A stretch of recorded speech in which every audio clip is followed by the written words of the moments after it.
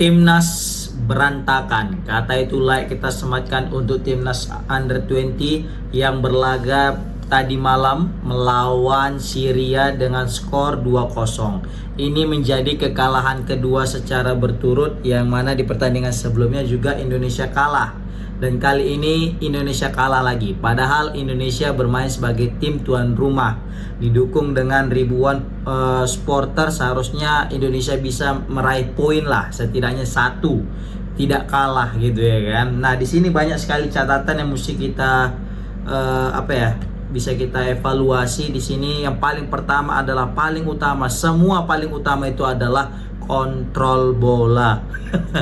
Kayaknya ini adalah hal yang paling basic yang seharusnya tidak bisa ditinggalkan gitu ya kan. Dalam artian wajib memang bisa gitu, dan nggak boleh enggak gitu. Karena kalau misalnya kontrol bola kita udah sulit, maka mau gimana pun bakal sulit gitu ketika kita ngoper, terima operan. Nah maka skema permainan juga tidak akan berjalan dengan lancar gitu kan. Praktis kita itu mainnya monoton banget, gitu-gitu aja. Ketika kita udah tahu kita tidak bisa masuk dari sayap ataupun masuk dari depan, udah kita bingung, udah nggak tahu ngapain-ngapain lagi kan. Pokoknya kita itu kayak nggak ada plan B, plan C gitu. Jadi kalau udah mentok di plan A, gitu-gitu aja terus. Terakhir yang putar balik ke belakang bola tadi kan. Nah jadi butuh kreativitas sebenarnya di lini tengah kita dan lini depan, dan itu tidak ada di Timnas Under 20. Nah kita ngomong kayak gini karena kita peduli sama timnas kita gitu ya. Baru juga ada dua sih poin penting yang daripada timnas kita itu. Pertama adalah kontrol bola yang kurang, yang kedua adalah mudah kehilangan bola. Nah jadi pemain kita itu kayak nggak pede megang bola. Jadi setiap pegang bola itu kayak kebingungan gitu, apalagi kalau udah lewat dari setengah lapangan.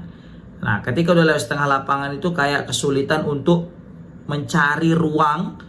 Pemain yang megang bola dan pemain yang mau mendapatkan bola juga bingung gitu. Jadi banyak sekali pemain itu kebingungan. Beda dengan pemain Syria, ketika timnas kita megang bola itu 2-3 pemain udah langsung siap menutup. Nah sedangkan pemain kita ketika sudah pegang bola, pemain yang mau dioper pun entah kemana gitu, menjauh gitu, atau yang mendekat minta bola gitu. Itu yang paling, itu adalah teknik dasar kalau dalam dunia sepak bola ya kan. Tapi kayaknya pemain-pemain kita masih kebingungan di dalam hal seperti ini. Apa mungkin karena kurang TC ya kan? Itu mungkin nggak tahu lah. Atau mungkin karena kurang ini ya, kurang bahasa ya, kendalanya di bahasa, sehingga banyak sekali pemain yang tidak padu mainnya ya kan. Tapi nggak masalah lah, namanya juga masih uji coba ya, kita maklumi karena masih uji coba. Tapi nanti kalau di Piala Asia, kalau gini-gini terus, ini bisa jadi jangankan kita untuk lolos grup ya, kita nggak terbantai aja nanti sama lawan-lawan yang lain juga, itu udah syukur sih menurut aku. Kita kalah 1-0 pun udah cukup lah menurut aku.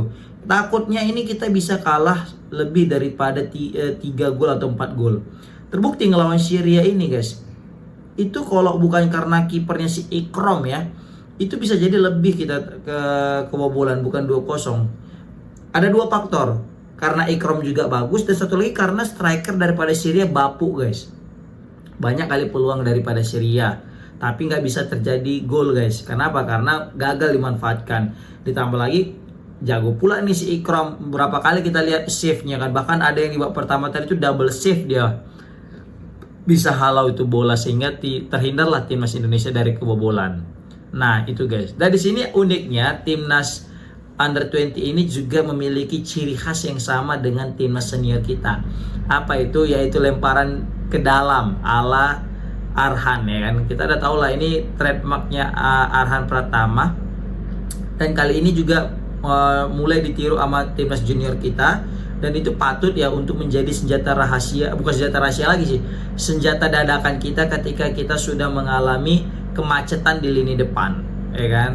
Dan di sini aku juga menyoroti, kita lihat di starting line up tidak ada nama Jens Raven, tapi pemain cadangan di situ kita lihat ada Jens Raven, dan dia juga turun di babak kedua. Nah di sini yang kita nilai adalah Jens Raven ini kurangnya supply guys, kayak macam kurang percaya orang ini sama Jens Raven gitu ya kan. Jadi padahal Jens Raven selama ini yang selalu mencetak gol ketika timnas Under 20 ini main. Nah bisa jadi ini ya kan, karena kurangnya supply kepada Jens Raven, sehingga Jens Raven juga tidak bisa memaksimalkan apa yang ada gitu kan. Dia pemain tinggi, tapi jarang sekali ada bola-bola crossing yang pas di udara.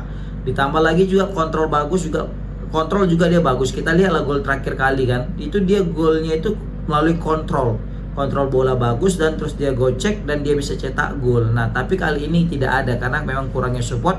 Ditambah lagi mungkin karena dia datang ke lapangan bukan sebagai pemain utama, bukan sebagai starter, jadi kayak masih adaptasi. Nah ini menarik kita lihat untuk sepak terjang seorang Jens Raven ketika nanti di pertandingan selanjutnya. Kalau kita lihat juga dari starting line up di sini, yang aku soroti adalah 3 back center back kita, Kadek, Zidane dan Buffon. Yang mana di sini ketiga back ini sebenarnya Kadek kan udah punya pengalaman main di timnas AFF bersama pemain senior lainnya kan. Nah tapi di sini Kadek masih belum menemukan performa terbaiknya bersama dengan Zidane dan Buffon.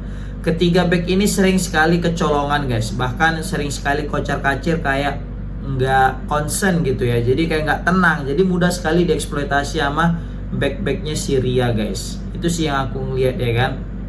Tadi Indonesia sempat cetak gol ya melalui Rizky Afrizal, tapi sayang sekali golnya itu dianulir karena memang ada indikasi offside. Nah ini Rizky Afrizal kan nomor 11 nih. Nah tapi beda dengan nomor 11-nya si Syria, yaitu si Majid. Aku ini pemain yang paling aku sukai di pertandingan kali ini, pemain Syria. Majid ini sangat fleksibel mainnya, di mana-mana ada dia. Dan juga bisa kita bilang kontrol bola, cara dia bawa bola, cara dia nge-shoot itu ini bagus nih Majid nih. Kalau bisa nanti, tapi kayaknya nggak mungkin mau dia nanti main di Liga 1 ya kan. Kalau misalnya ada klub-klub yang mau ngerekrut, kayaknya Majid ini bisa lah untuk dipertimbangkan guys. Baru juga untuk Donitri ini kan pemain juga yang sama kayak Kadek, main di AFF kan, di Piala AFF. Nah jadi Donitri ini kayaknya sering sekali aku lihat kalah duel kalau di lini pertahanan guys. Jadi kan dia ini mainnya kan dia posisi sebelah kiri. Kalau menurut aku, tapi nggak tahu menurut kalian setuju apa nggak dengan statement aku, tapi kayaknya Donitri nggak cocok di posisi itu. Kenapa? Memang bagus dia ketika udah overlapping dia memberikan umpan, tapi ketika sudah masalah bertahan dia itu lemah kali. Terbukti gol pertama kita sundulan itu kan, itu gara-gara dia juga gitu. Kenapa? Karena dia kalah duel dengan si Majid gitu. Gitu juga dengan Piala AFF kemarin. Di Piala AFF kan waktu lawan Laos ya kalau nggak salah, yang akhirnya kita kebobolan di gol menit berapa itu ya. Itu juga gara-gara dia yang kalah duel dengan pemain Laos gitu. Nah kalau menurut aku ya, kalau memang Donitri masih mau dipakai, itu ada dua opsi. Pertama, Donitri itu wajib meningkatkan lagi body balance dia, dan juga reading the game dia. Yang kedua adalah pindahkan posisinya, jangan sebagai wingback sebelah kiri atau fullback sebelah kiri, tapi jadikan dia sebagai gelandang guys. Aku lebih suka kayaknya nengok umpan-umpan dia. Jadi dia tuh lebih cocok memberikan umpan-umpan lambung yang akurasinya itu cukup tinggi, si Donitri ini. Ditambah lagi tengok tadi bagaimana tendangan bebasnya, tendangan free kicknya hampir saja membobol gawang Syria, tapi masih membentur mister gawang, ya kan. Tapi ya itu tadi lah, menurut aku sih bagus dia sebagai penyuplai bola, dan dia posisinya dia sebagai gelandang. Ditambah lagi body dia itu pas banget untuk sebagai gelandang gitu kan. Apalagi dia mainnya itu kan fleksibel dia mainnya, jadi mau gimana pun pergerakannya bisa gitu. Ditambah lagi nggak perlu lagi, karena terlalu agak berat ku tengok Donitri ini kok untuk lari, bertahan, naik, maju, perlapping. Tapi kalau udah gelandang kan ini bisa jadi lebih enak untuk Donitri menurut aku ya. Menurut aku, sekali lagi bisa benar bisa salah, tapi terserah kalian gimana menilainya ya. Kemudian lagi tadi sampai ada komen daripada komentator bilang bahwasanya pola permainan daripada Syria itu udah kayak gini-gini aja sebenarnya. Ada template-nya, yang mana dia umpan terupas, dia begitu memberikan umpan cutback gitu kan, umpan tarik. Tapi pemain-pemain kita itu udah pernah kena sekali kayak gitu pun, tapi tidak belajar untuk mengclearance serangan yang seperti itu lagi gitu. Jadi seharusnya ketika udah kayak gini nih mode serangan orang, berarti nanti kan next time gitu-gitu lagi gitu kan, kebanyakan kan. Dan ternyata pemain kita nggak paham di situ, sehingga sering sekali peluang-peluang itu terjadi dari kayak gitu, dan untung aja Ikrom bisa nepis segala tendangan yang ada gitu ya kan. Justru aku kayaknya lebih menikmati permainan Syria sih ketimbang permainan timnas kita ya. Meskipun bukan berarti kita tidak suka timnas kita, tidak, tapi kalau misalnya kita menikmati permainan, Syria jauh lebih baik daripada kita. Terlepas daripada 2 gol, 1 sundulan dan 1 lagi free kick ya, tapi permainan Syria itu asli enak banget ditonton. Mereka juga tidak mudah kehilangan bola, dan ketika mereka kehilangan bola, mereka cepat merebut bola itu kembali guys. Itu yang patut kita tiru sih menurut aku untuk kedepannya guys ya. Baru juga apa lagi ya mungkin bisa kita bilang ya, kayaknya mungkin lebih apa sih, memperdalam lagi teknik dasar bola sih menurut aku pemain-pemain kita ini. Jadi perlu untuk meningkatkan lagi kontrol bola, dribbling bola, kemudian juga passing, ditambah lagi juga cara menerima bola, dan juga jangan sampai mudah-mudah kehilangan bola. Itu aja sih. Tapi menurut kalian gimana guys? Komen di kolom komentar. Apa penyebab kira-kira timnas U20 kita ini gagal bersinar di ajang uji coba kali ini? Assalamualaikum warahmatullahi wabarakatuh.